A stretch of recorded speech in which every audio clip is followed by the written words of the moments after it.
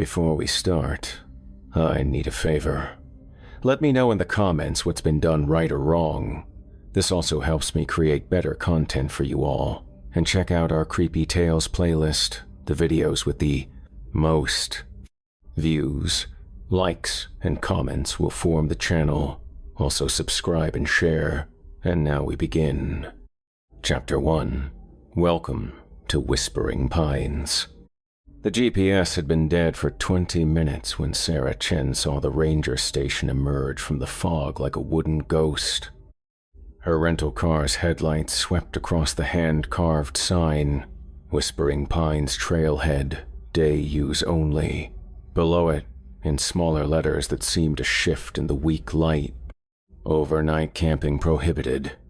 She pulled into the gravel lot beside a rusted pickup truck and killed the engine. The silence that followed felt thick, almost solid. Through her windshield, she could see a figure moving inside the station's yellow windows. The door chimed as Sarah entered, a sound like wind through dry leaves. Behind the counter stood a tall man in Forest Service uniform, his ranger hat casting shadows that seemed too deep for the fluorescent lighting. When he looked up, his smile was perfect, too perfect, like something practiced in a mirror. "Evening, miss. Bit late to be starting a hike, isn't it?" His voice carried an odd resonance, as if spoken from the bottom of a well. Sarah approached the counter, noting how the ranger's eyes never quite met hers directly. "My car broke down about 5 miles back. My phone's dead, and I was hoping you might have a landline I could use." "Oh, that's unfortunate." The ranger's smile never wavered. "The phone lines have been down since the storm last week, but I'd be happy to guide you to the old mining road. There's a way through the forest much shorter than going back the way you came." Something in his tone made Sarah's skin crawl, but her car was indeed dead, and the main road stretched dark and empty behind her. "That's very kind of you." "It's what we're here for." The ranger stepped from behind the counter, and Sarah noticed his movements seemed strangely fluid, as if his joints bent at unusual angles. "The trail can be tricky at night. Best to have a guide." As they stepped into the darkness, Sarah caught a glimpse of the ranger's reflection in the station window. For just a moment, the figure looking back seemed taller, thinner, with fingers that stretched too long. She blinked, and it was just a man again. The forest swallowed them whole. 3 hours later, the ranger returned alone to his station. On his desk lay Sarah's driver's license, the plastic warped and discolored as if exposed to intense heat. He placed it carefully in a wooden box with dozens of others, each bearing the image of someone who had trusted him to show them the way. Chapter 2. The Family Outing.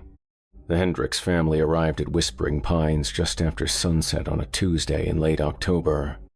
Mark had insisted they could make the trail in their RV, a decision his wife Linda was already regretting as they pulled into the narrow parking area. "Dad, there's someone coming," announced their teenage daughter Emma, pointing toward the ranger station. The same tall figure emerged, his uniform crisp despite the humid evening air. His ranger hat sat at an angle that kept his face in perpetual shadow, and when he spoke, his voice seemed to come from somewhere other than his mouth.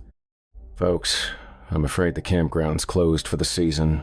Maintenance issues." He gestured vaguely toward the darkness beyond the tree line.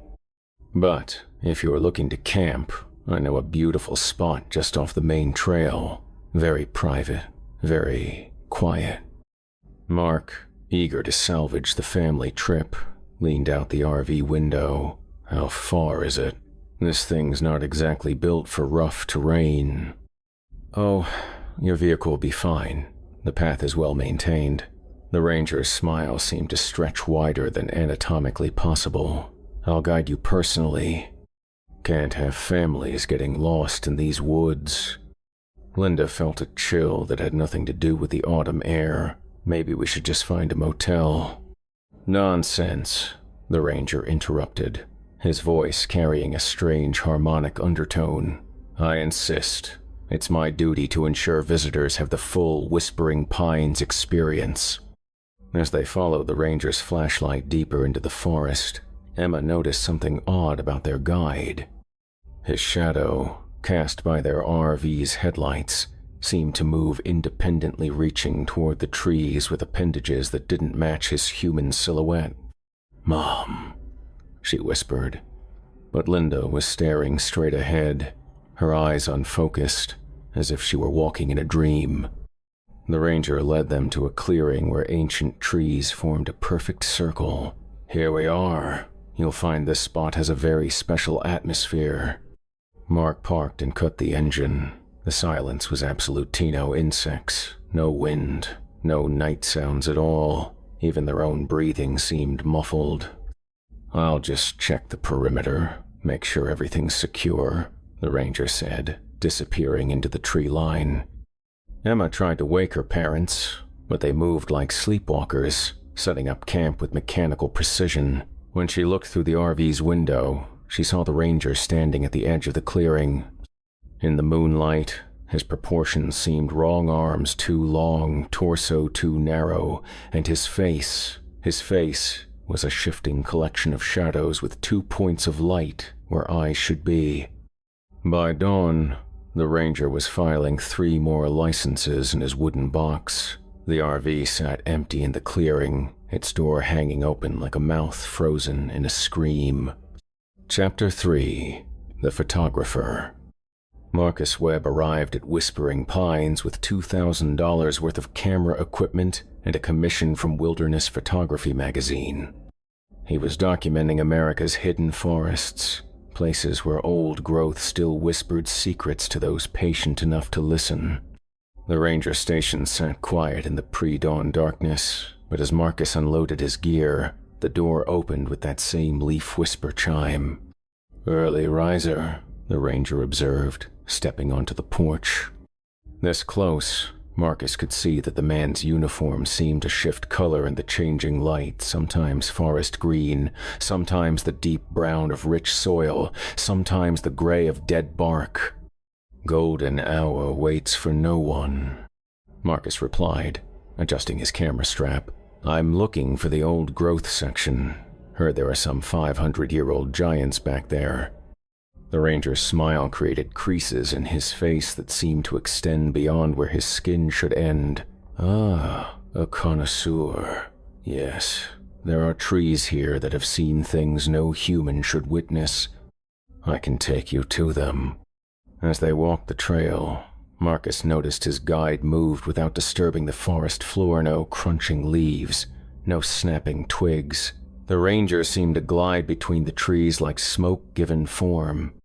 "This place has quite a history," the ranger said, his voice now carrying multiple tones, as if several people were speaking in unison. "Native tribes considered it cursed ground. They left offerings to appease the hunger that lives in the deep wood." Marcus raised his camera, focusing on an enormous oak whose trunk disappeared into the morning mist. Through his viewfinder, he caught something that made his blood freeze. The ranger's reflection was visible in a puddle of standing water, but the figure looking back was impossibly tall, with limbs that branched like tree roots and a face that was more void than flesh. "Beautiful specimen, isn't it?" the ranger asked, now standing directly behind Marcus. "Some trees feed on more than just sunlight and soil." Marcus spun around, but the ranger was back on the trail, 10 feet away, wearing his human face again. "Are you coming? The truly ancient ones are deeper in." They walked for hours, though Marcus's watch seemed to have stopped working.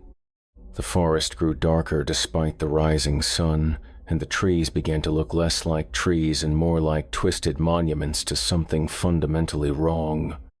"Here," the ranger announced, stopping before a clearing where 7 massive trees formed a perfect heptagon. "These are the eldest. They've been feeding for centuries." Marcus raised his camera again, but this time when he looked through the viewfinder, he saw the ranger as he truly was: a writhing collection of shadows and hunger wearing the rough approximation of human form. The thing that called itself a ranger turned toward him, and Marcus saw its face was a swirling vortex of darkness with stars scattered throughout like eyes. The camera fell from his suddenly numb fingers. "Don't be afraid," the creature whispered with a voice like wind through cemetery gates. "Your essence will nourish things far older and more beautiful than your limited perception could ever comprehend." Marcus tried to run, but his legs wouldn't obey. The ancient trees seemed to lean inward, their branches reaching like gnarled fingers. The last thing he remembered was the ranger's true form expanding to fill his vision, and a sensation of being drained from the inside out. Days later, hikers would find his camera equipment scattered around the base of the 7 trees. The memory cards were blank except for one Imagia perfect photograph of the empty forest, with no sign that anyone had ever been there at all. Chapter 4. The Couple's Retreat. Jessica and Derek had been together for 3 years, but the relationship was fracturing. The weekend getaway to Whispering Pines was supposed to be their last attempt at reconciliation, a chance to reconnect away from the distractions of city life. They arrived on a gray Friday afternoon, the kind of day where the sky seems to press down on everything below it. The ranger station materialized from the gloom like something conjured from their shared anxiety. "Not exactly the romantic wilderness retreat you promised," Jessica muttered, pulling her jacket tighter. Derek was about to respond when the station door opened. The ranger emerged with that same practiced smile, but something about his presence seemed to amplify the tension between them. "Afternoon, folks. Looking for a place to camp?" His voice carried an odd quality that made both of them feel suddenly, inexplicably irritated with each other. "We had reservations," Derek said curtly. "Site 17. The ranger's smile never wavered, but the shadows under his hat seemed to deepen. "I'm afraid there's been a mix-up. That site's been closed due to bear activity. But I know a much better spot, very private, very intimate, perfect for couples working through difficulties." Jessica shot Derek a sharp look. "We never said we were having problems." "Of course not," the ranger replied, though somehow his tone suggested otherwise. "I simply meant that isolation can be very revealing. People discover things about themselves in the deep woods, about each other." As the ranger led them along a winding trail, Derek and Jessica found themselves snapping at each other over trivial things whose fault it was that they'd forgotten the portable stove. Whether they'd packed enough water, why Jessica always had to question everything Derek suggested. Couples often find their true nature emerges in places like this, the ranger observed, his voice drifting back to them through the evening air. "The forest has a way of stripping away pretense." The campsite he showed them was a small clearing surrounded by trees that grew in uncomfortably perfect symmetry. The ground was bare earth, packed hard as if nothing had ever grown there. "You'll find this spot has a very honest atmosphere," the ranger said. "No hiding from yourselves here." As darkness fell, Jessica and Derek's bickering escalated into their worst fight yet. Every grievance, every buried resentment, every moment of doubt came pouring out with vicious intensity. Neither could understand why they were being so cruel to each other. The words seemed to emerge from some poisonous well they hadn't known existed. From the tree line, the ranger watched with satisfaction. His human facade was slipping in the darkness, revealing glimpses of his true form, a creature that fed on human emotional pain as much as life force itself. Discord was his specialty, doubt his favorite seasoning. The fight reached its crescendo near midnight. Derek stormed off into the forest, swearing he was done with everything. Jessica, sobbing with rage and hurt, threw their camping gear around the clearing. Neither noticed the ranger step into the firelight until he spoke. "Relationships are such fragile things," he said, his voice now containing harmonics that bypassed the ear and spoke directly to the brain stem, built on such pretty lies. Jessica looked up to see something that might once have been human but was now a collection of shadows held together by malevolent will. Where the ranger's face should have been, she saw only darkness filled with the faint outlines of face-other visitors who had trusted this thing to guide them safely. The scream that escaped her throat was cut short as the creature's true hunger revealed itself. By morning, the clearing was empty except for 2 driver's licenses added to the ranger's growing collection. Chapter 5: The Solo Hiker. David Chen had always found peace in solitude. After his divorce, after losing his job, after his father's funeral, the wilderness was the only place where the noise in his head finally quieted. He came to Whispering Pines seeking that silence, carrying only a lightweight pack and the determination to disappear into the forest for a week. The ranger was waiting for him at the trailhead, as if he'd known someone would arrive at precisely 4:30 on this gray Tuesday afternoon. "Solo trip?" the ranger asked, emerging from the station like smoke taking human form. "Brave man. These woods can be challenging for those traveling alone." David shouldered his pack, noting how the ranger's shadow seemed to extend in multiple directions despite the overcast sky providing no clear light source. "I prefer it that way, less complicated." "Oh, but complications can be so enlightening," the ranger replied, falling into step beside him as David headed for the main trail. "They teach us who we really are when no one else is watching." As they walked deeper into the forest, David began to notice inconsistencies. The ranger's footsteps made no sound, even on the gravel sections of the trail. His breathing was barely audible, and when David glanced sideways, the ranger's chest didn't seem to rise and fall with the rhythm of respiration. "Tell me," the ranger said, his voice carrying that familiar harmonic undertone, "what brings a man to seek isolation so completely?" David found himself answering with more honesty than he'd intended. "Everything I touched turned to ash. My marriage, my career, my relationship with my father before he died. Maybe I'm better off alone." "Guilt," the ranger observed with obvious satisfaction. "Such a nourishing emotion. It ferments beautifully in isolation." They walked in silence for another mile before the ranger guided David off the main trail into a narrow path that seemed to appear from nowhere. The trees here grew closer together, their branches interweaving overhead to block out the sky completely. "This trail leads to a very special place," the ranger explained. "A spot where people can truly be alone with themselves, with their thoughts, with their regrets."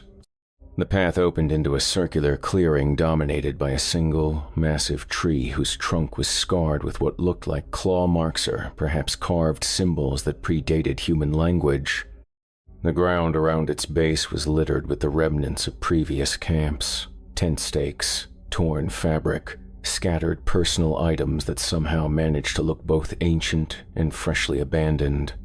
"Perfect spot for introspection," the ranger said, his smile stretching wider than any human mouth should accommodate. "You'll find the solitude here is absolute." David began setting up his tent, but as darkness fell, he became aware that he wasn't alone. The ranger had never left, was, in fact, standing at the edge of the clearing, perfectly motionless, watching with an intensity that made David's skin crawl. "You don't need to stay," David called out. "I'll be fine on my own." "Oh, but solitude is my specialty," the ranger replied, his voice now seeming to come from multiple directions at once. "I've been helping people achieve perfect isolation for many, many years." As the night deepened, David began to understand what the ranger meant. The silence in the clearing wasn't peaceful, it was hungry. It pressed against his ears like physical weight, making him acutely aware of his own heartbeat, his breathing, the sound of blood flowing through his veins. And through it all, the ranger watched. David caught glimpses of the creature's true form in his peripheral vision, elongated limbs that swayed like branches in an unfelt wind, a face that was more absence than presence, and those terrible eyes that weren't eyes at all but windows into something vast and alien and patient. "Do you feel it?" the ranger whispered, though his mouth didn't move. "The weight of being truly alone? The understanding that no one will ever know what happened to you here?" David tried to run, but the clearing seemed to stretch in all directions. Every step he took brought him back to the center, back to the scarred tree, back to the thing that wore a ranger's face and fed on human isolation. By dawn, David's tent stood empty. His pack remained neatly organized beside the dead fire, but David himself had simply vanished. The ranger added another license to his collection and waited for the next traveler to seek the peace of solitude. Chapter 6. The Research Team. Dr. Elena Vasquez led her graduate students into whispering pines with the confidence of someone who had spent 15 years studying forest ecosystems. Her team, Kevin, Sarah, and Beth, were documenting the unique mycorrhizal networks that supposedly existed in this particular old-growth forest. The ranger was expecting them, though Elena was certain she'd never contacted the Park Service about their research. "Dr. Vasquez?" he said, pronouncing her name with an odd emphasis that made it sound like an incantation. "I've been looking forward to your visit. It's rare that we get scientists who truly appreciate the deeper complexities of forest life." Elena noted how the ranger's uniform seemed to shift between different shades of green and brown, as if it were made from living bark rather than fabric. "You're familiar with our work?" "Oh yes. Symbiotic relationships fascinate me. The way different organisms can share nutrients, thoughts, even consciousness." His smile revealed teeth that seemed too sharp and too numerous. "I'd be delighted to show you some truly remarkable specimens." As the team followed the ranger deeper into the forest, their equipment began malfunctioning. Digital cameras produced only static. GPS units spun wildly before going dead. Even their basic pH meters gave readings that changed by the second. "Electronics often struggle here," the ranger explained, gliding between the trees with movements that seemed more liquid than human. "Too much electromagnetic activity. The network beneath your feet is far more complex than you imagine." Elena knelt to examine what she initially thought was a normal root system, but the structures were wrong, too regular, too purposeful, like neural pathways made of wood and soil. When she looked closer, she could swear the roots were pulsing with a slow, deliberate rhythm. "Fascinating, isn't it?" the ranger said, now standing directly behind her, though she hadn't heard him approach. "This forest has been developing its neural network for millennia. It thinks, Dr. Vasquez. It hungers. It remembers every visitor who has fed its growth." Kevin, her most observant student, was staring at the ranger with growing alarm. "Professor," he whispered, "look at his reflection in the stream." Elena glanced at the water and saw something that made her blood freeze. The ranger's reflection showed a writhing mass of root-like appendages emerging from the earth, with a void where his head should be darkness filled with swirling patterns that hurt to look at directly. "The network requires periodic nourishment," the ranger continued, his voice now carrying harmonics that seemed to bypass her ears and speak directly to her nervous system. "Your research into symbiotic relationships is about to become far more intimate." The ground beneath their feet began to pulse more rapidly. Thin root tendrils emerged from the soil, reaching toward the researchers with obvious intent. Elena tried to grab her students and run, but the forest around them was changing, revealing itself as one massive organism that had been pretending to be separate trees. "Don't fight it," the ranger whispered, his human mask finally slipping away completely to reveal the hungry void beneath. "Your consciousness will become part of something beautiful, something ancient. Your research will continue forever, just on a much more personal level. One by one, the students stopped struggling as the root network made contact. Elena watched in horror as her team's faces took on expressions of terrible understanding and worse, acceptance. She was the last to feel the tendrils wrap around her ankles, but as the network's alien consciousness flowed into her mind, she finally understood what they had stumbled into. The forest wasn't just alive, it was a single, vast entity that had been using the ranger as its hunter for decades. Her final thought, before her individuality dissolved into the greater hunger, was that her research had been more successful than she'd ever dreamed. She was about to become part of the most complex symbiotic relationship on Earth. The ranger gathered their abandoned equipment and added 4 more licenses to his collection. In the growing dusk, the forest pulsed with satisfaction, its neural network enriched by 4 brilliant minds that would feed its understanding for years to come. Chapter 7. The Brothers. Jake and Tommy Morrison had been coming to forests like this since they were kids, following their father's footsteps as hunters and outdoorsmen. Now in their 30s, they arrived at Whispering Pines with a week's worth of supplies and enough confidence to handle whatever the wilderness could throw at them. The ranger greeted them at the station with his practiced smile, but both brothers immediately sensed something off about him.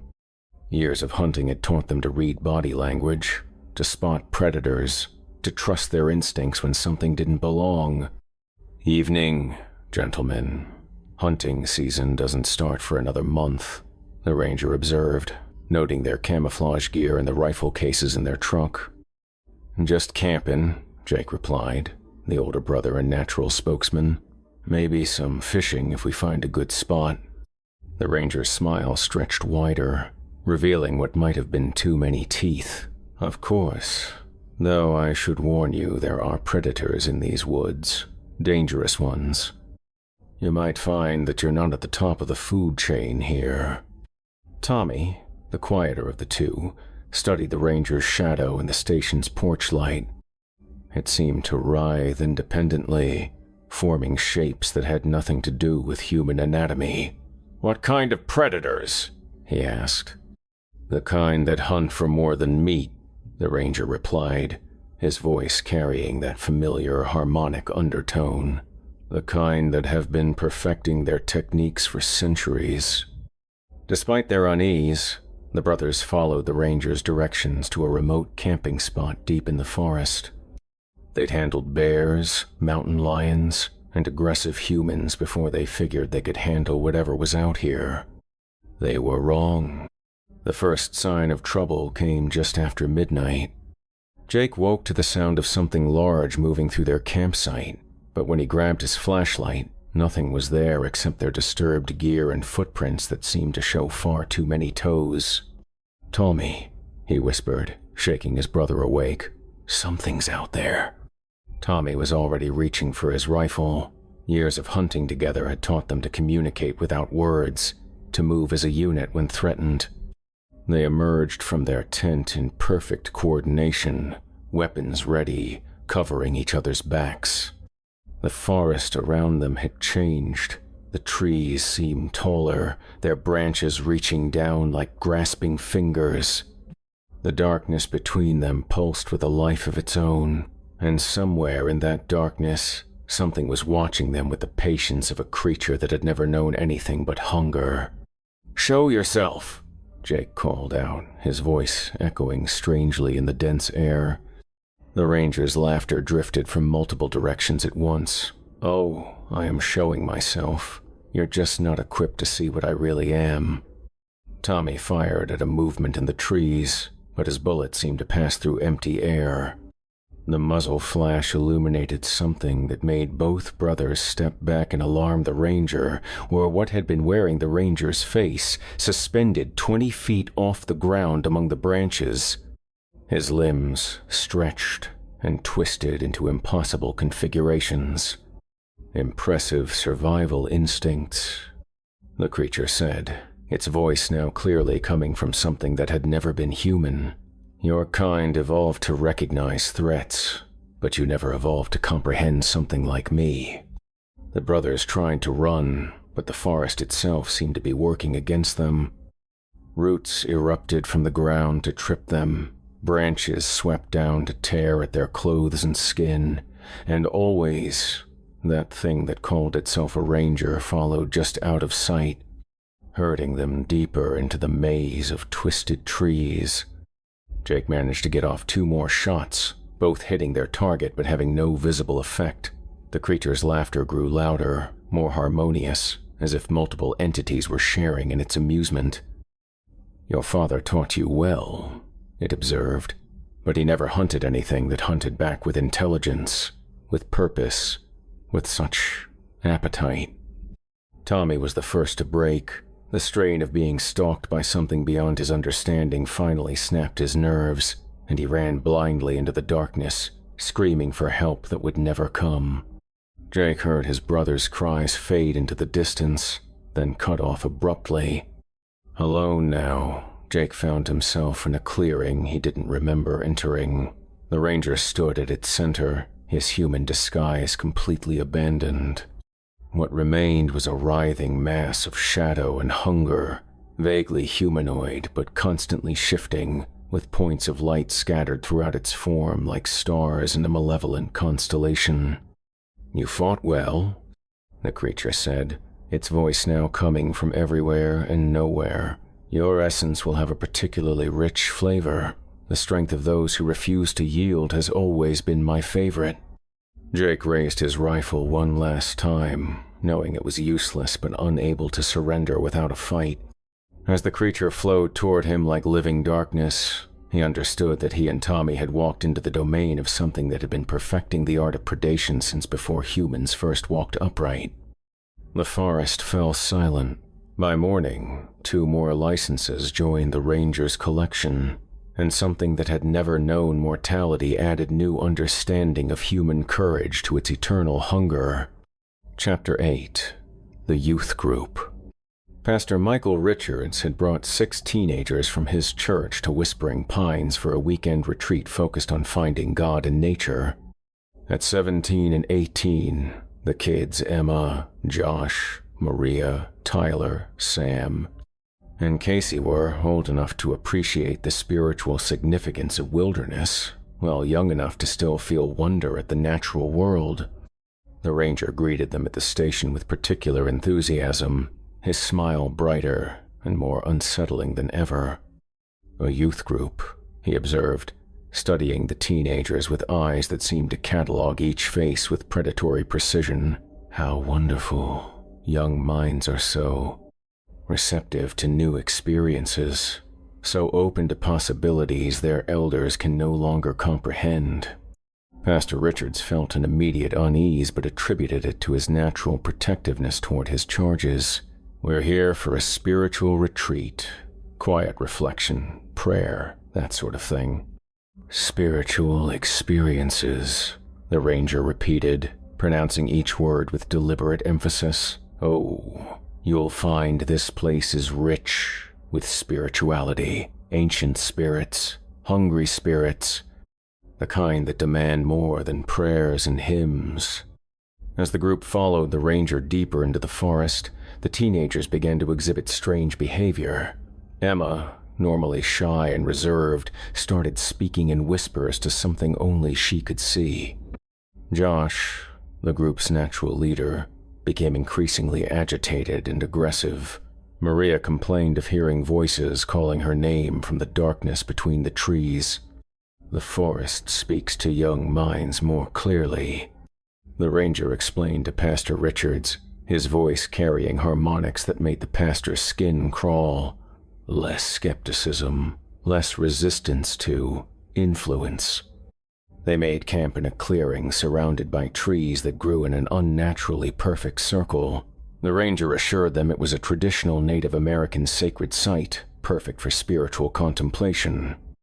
What he didn't mention was that the tribes had avoided this place for centuries, leaving offerings at its borders to appease whatever dwelt within. As darkness fell, the teenagers' behavior became more erratic. They wandered away from the fire despite Pastor Richard's attempts to keep them together. When he found them, They were standing in perfect formation around the largest tree, holding hands and chanting in a language that predated human civilization. "Kids, what are you doing?" he called out, but they didn't respond. Their eyes had taken on a glazed, unfocused quality, as if they were looking at something beyond the physical world. The ranger appeared beside him with that fluid, soundless movement.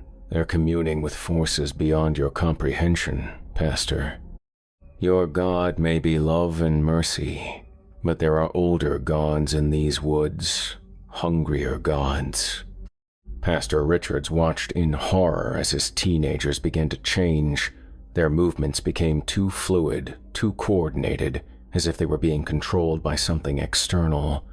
When they turned to look at him, their faces held expressions of terrible understanding and something that might have been pity.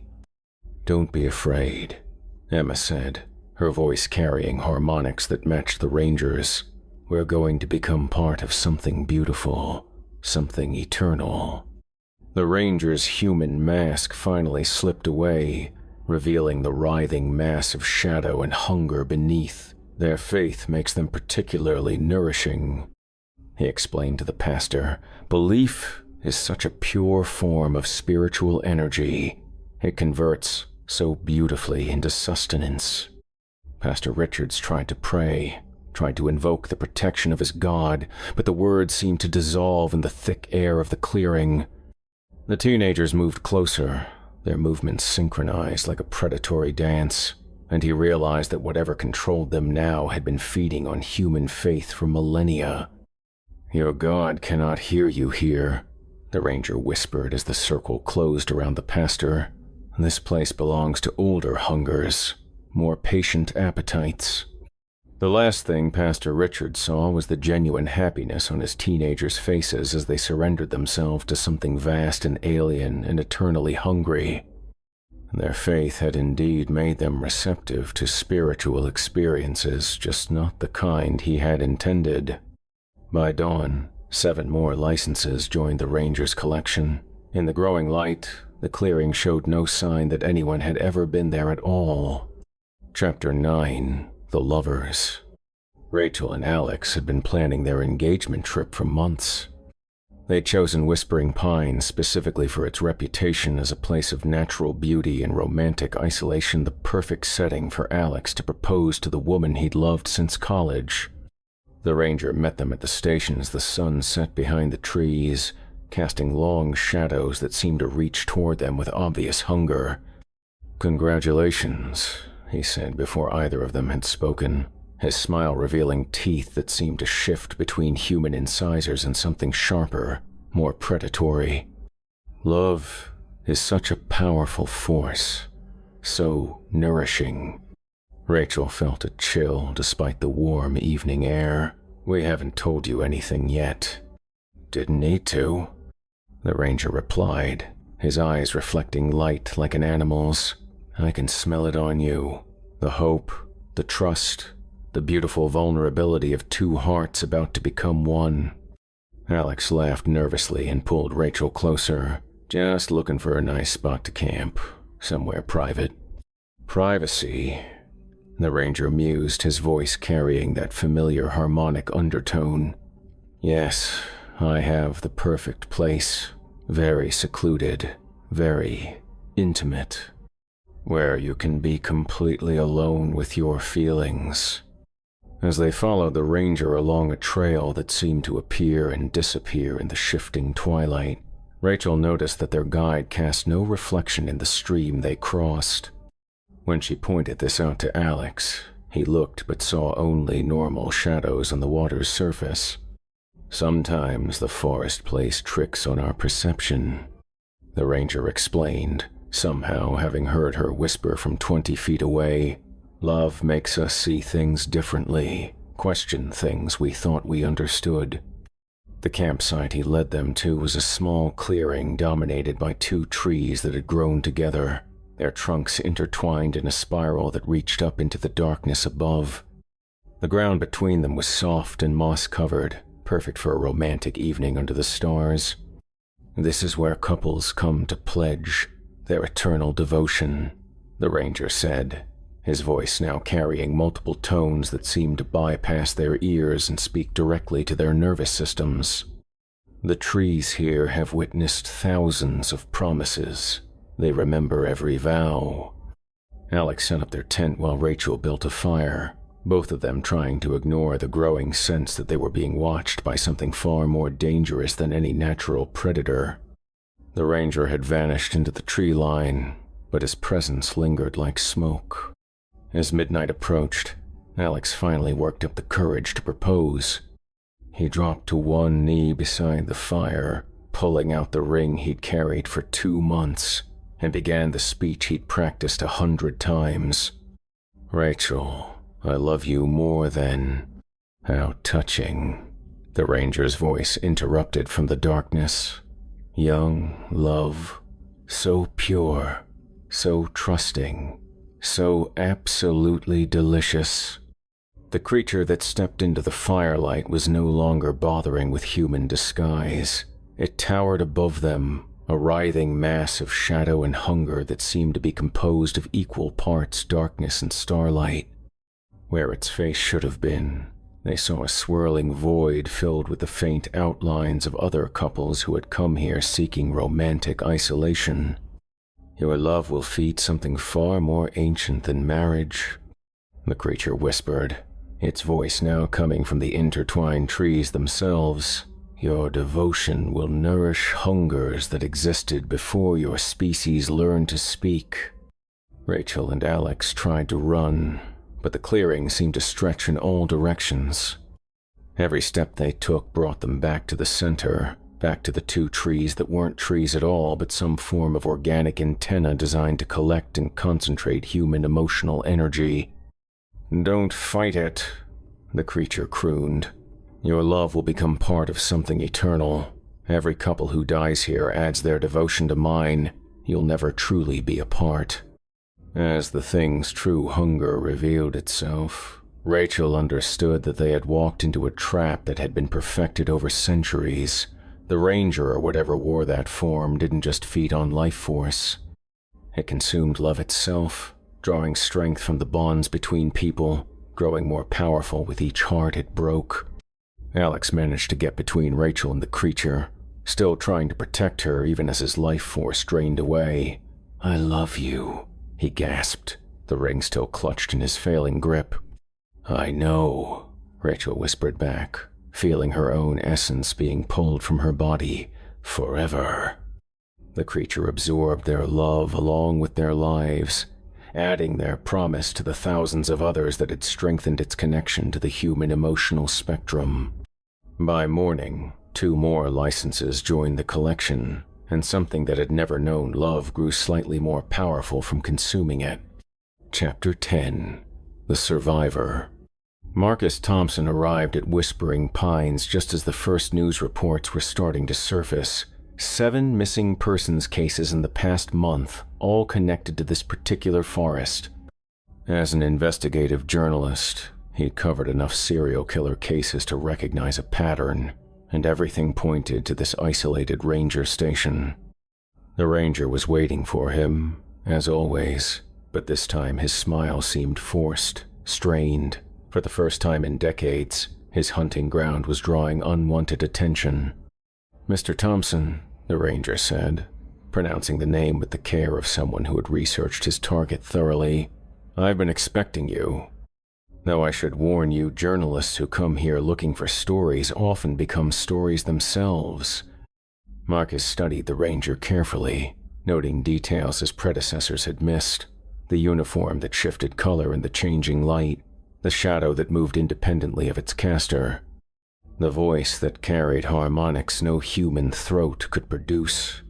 "Funny thing about patterns," Marcus replied, keeping his voice steady despite the crawling sensation on his skin. "Once you recognize them, they're hard to ignore. 23 people in 5 years, all last seen at this station." The ranger's smile faltered for just a moment, revealing something hungry and ancient beneath the human mask. "Accidents happen in the wilderness, Mr. Thompson. People get lost. They make poor decisions. Or they trust the wrong guide. Marcus had come prepared. Hidden cameras in his backpack, GPS trackers sewn into his jacket, and most importantly, a satellite phone with an emergency beacon that would activate automatically if his heart stopped beating. If something happened to him, search teams would find this exact location within hours. But as they walked deeper into the forest, Marcus realized that conventional preparation meant nothing here. His equipment began malfunctioning just like all the other scammers, producing only static, GPS spinning wildly before dying completely.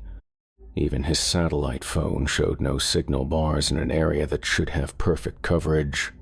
Technology struggles in these woods, the ranger observed, his voice now carrying those familiar harmonic undertones.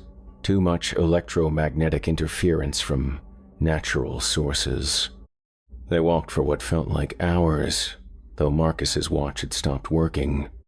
The forest grew darker despite the afternoon sun, and the trees began to look less like a natural ecosystem and more like a carefully constructed maze designed to disorient and trap. "Tell me about the others," Marcus said, pulling out a digital recorder that immediately began producing feedback squeals. "The families deserve to know what happened." The ranger's laughter echoed from multiple directions at once. "Oh, they found exactly what they were looking for. Peace, solitude, spiritual enlightenment. I simply helped them achieve a more permanent version." As they entered a clearing Marcus was certain he'd seen before, he realized they'd been walking in circles. The ranger had been herding him, just like all the others, toward some predetermined destination where his hunt could conclude without interruption. "This is where it ends, isn't it?" Marcus said, backing toward what he hoped was the edge of the clearing. "This is where you feed." The ranger's human disguise finally began to slip away, revealing glimpses of the writhing shadow thing beneath. "You're more perceptive than most. That will make your essence particularly rich. Fear seasoned with understanding has such a complex flavor." Marcus ran. Unlike his predecessors, he didn't try to find his way back to the station or follow any path. Instead, he crashed through the underbrush in a straight line, using his compass and his knowledge of forest navigation to maintain direction even as the trees seemed to shift around him. Behind him, the creature that called itself a ranger gave pursuit, no longer bothering with stealth or human pretense. Marcus caught glimpses of it in his peripheral vision, a mass of living shadow that flowed between the trees like liquid darkness, with appendages that reached out to tear at branches and roots as it passed. "You cannot escape what you do not understand." The creature's voice whispered from every direction at once. "This forest is my body. These trees are my limbs. You are running through my digestive system, little morsel." Marcus stumbled and fell, rolling down a steep embankment into a creek bed. When he looked up, the creature loomed above him, its true form finally revealed in all its horrible glory. It was a writhing mass of darkness and starlight, roughly humanoid but constantly shifting, with a face that was more absence than presence. Throughout its form, Marcus could see the faint outlines of faces dozens of previous victims, whose essence had been absorbed into its being. "Look at them," the creature commanded, its voice now a harmonious blend of all those it had consumed. "Your fellow journalists, the families seeking adventure, the lovers pledging devotion. They're all part of me now, all part of something greater than their limited existence." Marcus saw them, Sarah Chen's terrified face, the Hendricks family holding hands as they dissolved, Marcus Webb raising his camera one final time. All of them were still conscious within the creature's being, still aware, still screaming soundlessly as their individuality fed its ancient hunger. "You want a story?" the creature whispered as it flowed down the embankment toward him. "You want to know what really happened to them? Join them, experience their fate from the inside." Marcus felt the creature's influence trying to penetrate his mind, attempting to paralyze him with the same otherworldly fear that had claimed all the others. But instead of succumbing, he forced himself to think like a journalist, document, record, survive to tell the story. He pulled out his backup recorder, an old analog device that still functioned despite the electromagnetic interference, and began speaking rapidly as the creature approached. "My name is Marcus Thompson. If you're hearing this, I'm probably dead. The ranger at Whispering Pines isn't human. It's something that feeds on people who trust it to guide them safely. It's been killing for decades, maybe centuries. The missing persons reports are all connected. Don't trust." The creature's appendage swept toward him, but Marcus rolled aside and kept talking, using his voice as a weapon against the thing that had silenced so many others. "It feeds on more than just life force. It consumes emotions, relationships, hopes. It grows stronger with each kill. The forest itself is part of it somehow, a trap designed to..." Another swipe, this one catching him across the ribs and sending him sprawling. The creature loomed above him, its void face inches from his own. "Enough," it hissed with the voices of its victims. "Your words change nothing. No one will hear your final recording. No one will believe." Marcus smiled through his pain and held up the recorder. "Already broadcasting, you bastard." Satellite uplink activated when my heart rate spiked. Every word is being transmitted in real time to my editor. The creature's shriek of rage shattered trees for 50 yards in every direction. It had been discovered, exposed, its hunting ground compromised. In its fury, it made a mistake. It reached for Marcus with its full force, abandoning the careful manipulation it had used on all its previous victims. Marcus threw himself backward into the creek and let the current carry him downstream, away from the creature's grasping appendages. Behind him, he could hear it crashing through the forest, no longer silent and patient, but desperate and increasingly frantic. He followed the creek for 3 miles, using the water to mask his scent and the noise to cover his movement. When he finally emerged, bleeding and exhausted, he found himself at the edge of a highway he'd never seen before, a road that definitely hadn't been on any of the maps he'd studied. The gas station appeared out of the pre-dawn darkness like salvation made manifest. Marcus stumbled through the door, his clothes torn and bloody, his eyes wild with the kind of terror that comes from seeing something the human mind wasn't designed to process. The clerk behind the counter, a tired-looking woman in her 50s, looked up from her magazine and immediately reached for the phone. "Jesus, honey, what happened to you? You look like you've seen a ghost." Marcus laughed, a sound that contained very little humor. "Not a ghost, something worse. Something that's been wearing a park ranger's face and feeding on people for God knows how long." As the woman called for an ambulance and police, Marcus pulled out his recorder and played back the final minutes of his encounter.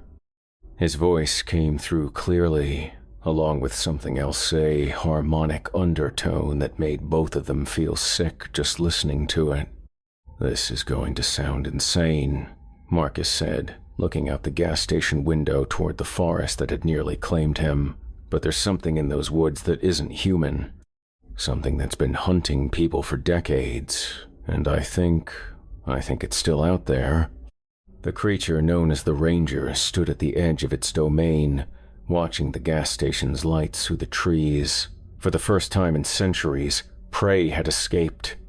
For the first time ever, someone had lived to tell the story. It could feel the change. Beginning search teams would come. Investigations would follow. Its hunting ground would be compromised. But it had survived for millennia by adapting, by moving when necessary, by finding new forests and new victims. Slowly, the Ranger's station began to fade, becoming translucent in the morning light. The building that had stood for decades dissolved like mist, leaving no trace that it had ever existed. The creature itself sank into the earth, its consciousness merging with root systems that stretched for hundreds of miles underground. By noon, when the first police cars arrived at the coordinates Marcus had provided, they found only empty forest, no station, no trails, no evidence that anyone had ever been there. The official report would list Marcus Thompson as suffering from exposure-induced hallucinations. But somewhere in the vast wilderness of North America, in a forest that doesn't appear on any map, a new ranger station was already beginning to materialize. A patient predator was setting up shop in a different hunting ground, wearing a fresh human face, waiting for the next travelers who would trust him to guide them safely through the woods. The hunger was eternal. The hunt would continue. And in the gas station, Marcus Thompson sat with his recorder, knowing that 23 families finally had their answer and knowing that somewhere out there, the thing that had taken their loved ones was already preparing to take more. The ranger isn't human. It never was.